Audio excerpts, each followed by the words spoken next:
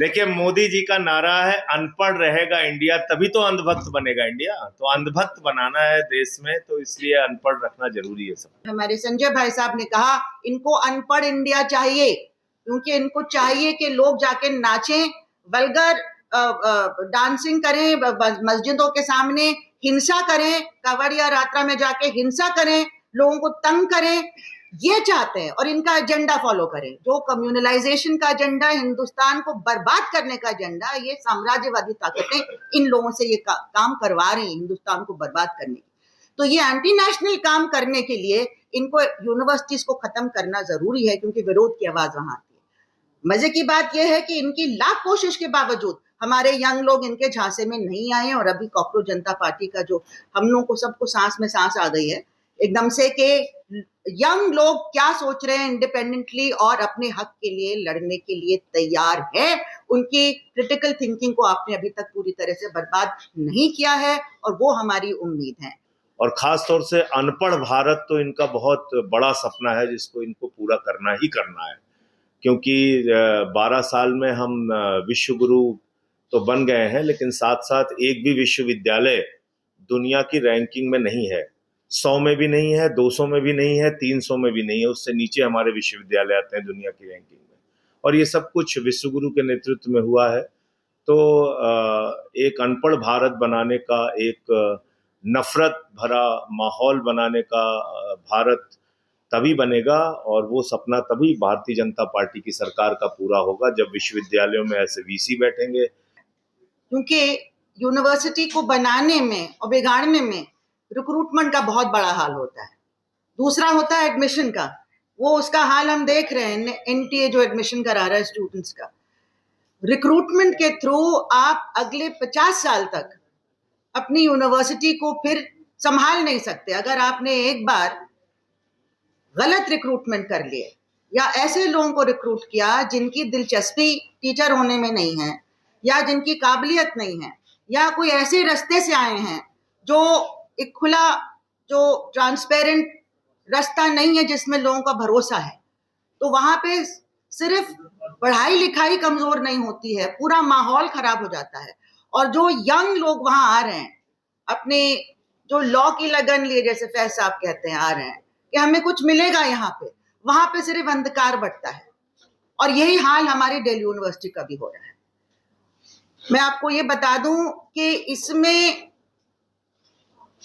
जो इंडिविजुअल जो vice chancellor बनाए जाते हैं उनका तो रोल होता ही है, लेकिन अगर आप सोचते हैं वो अपने आप ही कर रही हैं, सब कर भी रही होंगी, लेकिन इनके पीछे जो ताकतें हैं, इनको रखा गया है इस वजह से कि ये सब काम हो।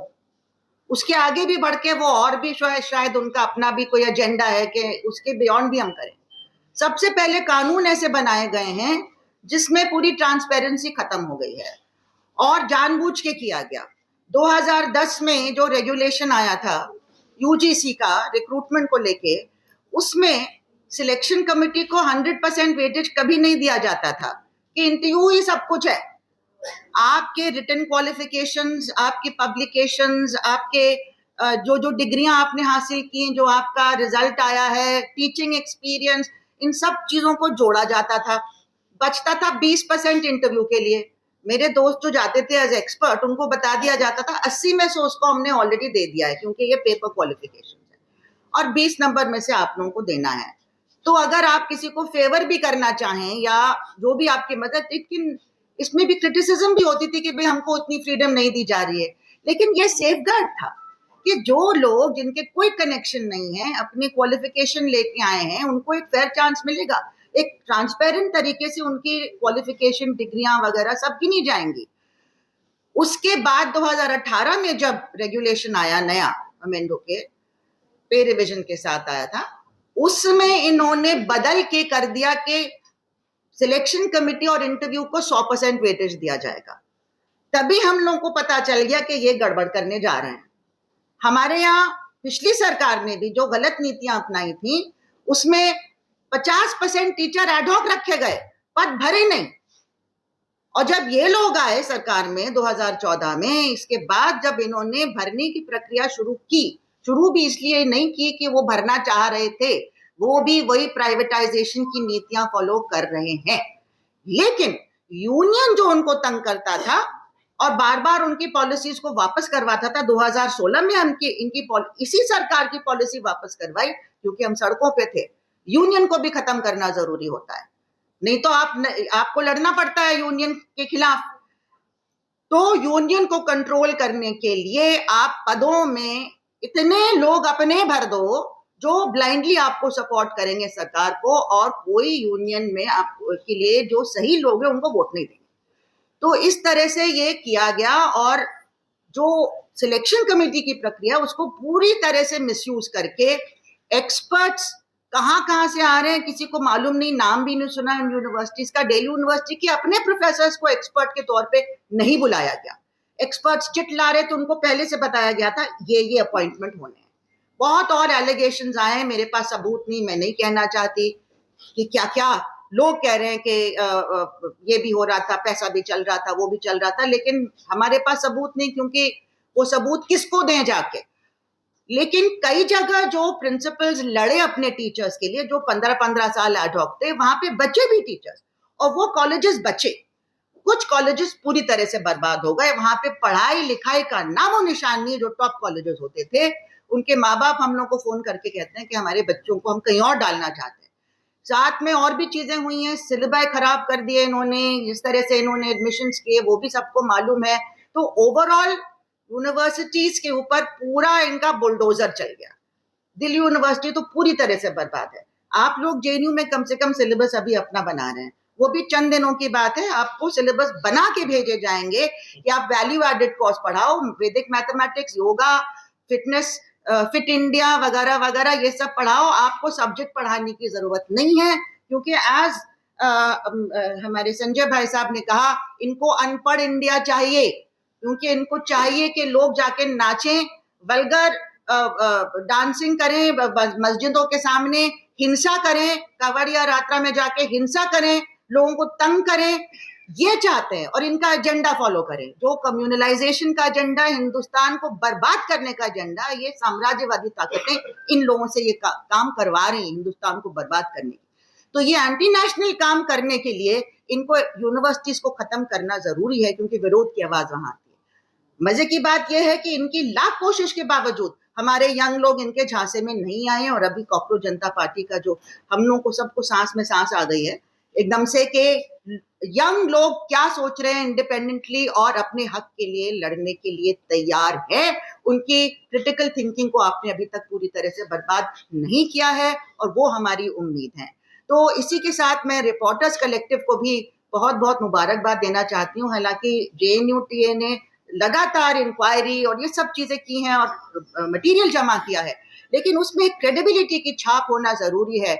और रिपोर्टर्स कलेक्टिव ने वो हमको दिया है कि आपने उसको एग्जामिन करके जब अडॉप्ट किया है, तो इसका मतलब है कि इसकी एक पब्लिक क्रेडिबिलिटी जो होती है।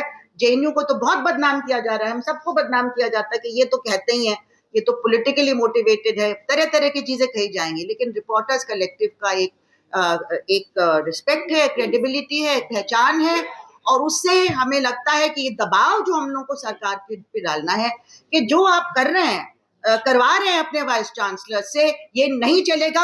हालांकि इतने कानून इनके सपोर्ट में है, सिलेक्शन कमेटी पूरी तरह से रिग्ड है, इसके बावजूद इनको स्क्रीनिंग कमेटी के रिजेक्टेड कैंडिडेट्स को बुलाना पड़ रहा है। मतलब ये तो अजीब हाल है।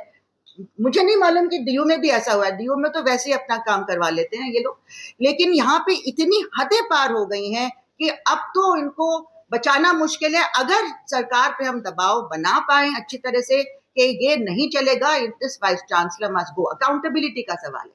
हम नहीं कह रहे वाइस चांसलर आएगा कुछ बढ़िया करेगा, अगला एजुकेशन मिनिस्टर आया है, पता नहीं क्या हम उम्मीद रखते हैं उनसे, उनकी क्या रिकॉर्ड उनका रहा है।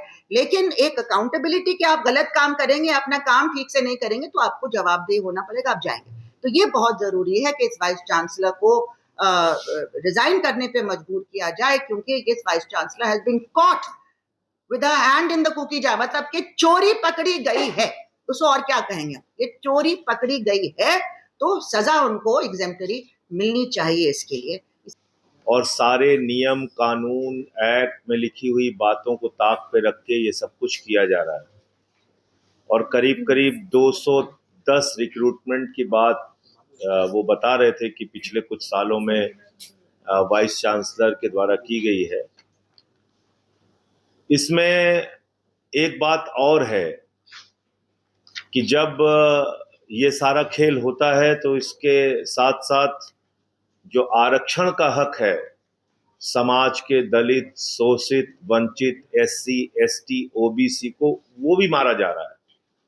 जब आप एनएफएस करके मनमाने ढंग से अपने लोगों को रिक्रूट करना चाहेंगे तो उसमें ये जो रिजर्वेशन है वो भी कहीं ना कहीं आप उसका भी घपला करते हैं, उसको भी मारते हैं। और ये बड़े पैमाने पर पूरे देश के विश्वविद्यालयों में हो रहा है। उसका भी एक हम लोगों ने पार्लियामेंट में पूछा था, वो जवाब मेरे पास है, मैं वो आपको दे दूंगा। तो एक खेल ये भी होता है। देखिए, जेएनयू के ऊपर निगाह क्यों है?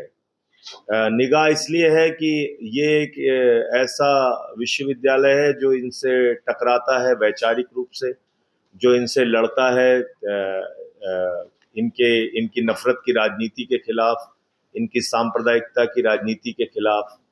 और अख्तर साहब ने ठीक कहा कि सारे इंस्टीट्यूशंस को धीरे धीरे धीरे धीरे ये मारना चाहते हैं। और खास तौर से अनपढ़ भारत तो इनका बहुत बड़ा सपना है जिसको इनको पूरा करना ही करना है। क्योंकि 12 साल में हम विश्व गुरु तो बन गए हैं, लेकिन साथ साथ एक भी विश्वविद्यालय दुनिया की रैंकिंग में नहीं है। 100 में भी नहीं है, 200 में भी नहीं है, 300 में भी नहीं है। उससे नीचे हमारे विश्वविद्यालय आते हैं दुनिया की रैंकिंग में। और ये सब कुछ विश्व गुरु के नेतृत्व में हुआ है। तो एक अनपढ़ भारत बनाने का, एक नफरत भरा माहौल बनाने का भारत तभी बनेगा, और वो सपना तभी भारतीय जनता पार्टी की सरकार का पूरा होगा जब विश्वविद्यालयों में ऐसे वीसी बैठेंगे, जब ऐसे रिक्रूटमेंट्स होंगे जो उनके मन मुताबिक हैं, जब ऐसे विश्वविद्यालयों से वो अपना आरएसएस का एजेंडा चला। तो शाखा उखा भी लगने लगी है आप लोगों के यहाँ। तो ये सब जब चल पाएगा तो इसके कारण से ये है। और थोड़ा सा एक शिकायत आपसे जरूर है कि आपने ये प्रेस कॉन्फ्रेंस करने में लेट कर दी, वरना आज अंतिम दिन था, इतने दिन तक पार्लियामेंट चली, तो जरूर मैं इसको किसी न किसी तरीके से तो हल्ला गुल्ला करके वहां बोल देता है ये मामला आपका। कोई बात नहीं, इसमें जो भी पत्र लिखने की जरूरत होगी, कहीं आपके साथ आंदोलन करने की जरूरत होगी, और कहीं इसको जब अगला सत्र होगा उसमें संसद में उठाने की जरूरत होगी।